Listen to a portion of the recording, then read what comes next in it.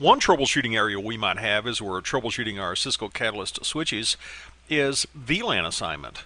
If we have a port assigned to an incorrect VLAN, the device connected to that port's probably not going to be able to communicate on the network. Remember that a VLAN is a broadcast domain. When we get into IP addressing, we're going to see that there's a separate IP address space, a separate IP network associated with each of our VLANs.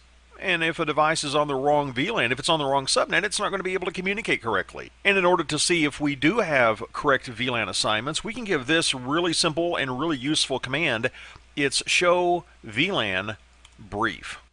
Show VLAN brief tells us what ports are assigned to what VLANs. You'll see on this switch, all of my Fast Ethernet and Gig ports, they're currently assigned to VLAN 1.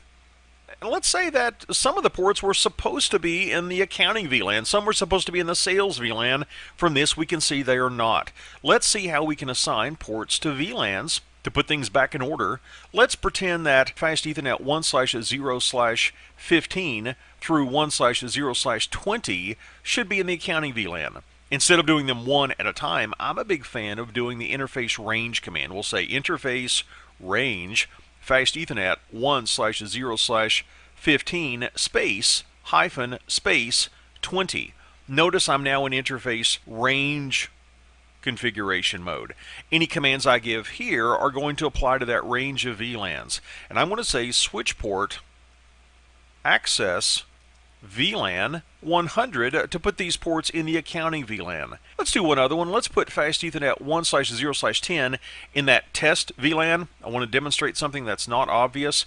Let's go into interface Fast Ethernet 1/0/10 and say that it is a member of VLAN 300. We'll say switch port access VLAN 300. Now if I do a show VLAN brief command, I've got some VLAN assignments. You see that I've got these 6 ports as members of the accounting VLAN. I've got Fast Ethernet 1/0/10 as a member of the VTP test VLAN.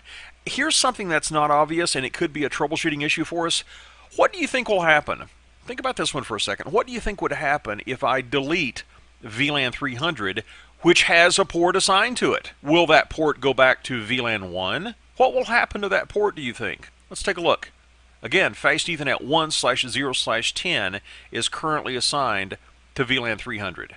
Let's delete VLAN 300 by saying no VLAN 300. When I do that and I do a show VLAN brief again, where does Fast Ethernet 1/0/10 live? It's not in VLAN 1. It's not to be seen. I don't see it anywhere. That port is not associated with any VLAN, and as a result, it's not going to be able to communicate. This could be a troubleshooting issue if something is connected to Fast Ethernet 1/0/10.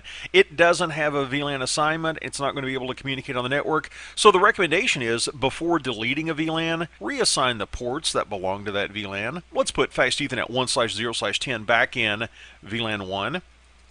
We'll say interface Fast Ethernet 1/0/10, and we'll say you belong to VLAN 1.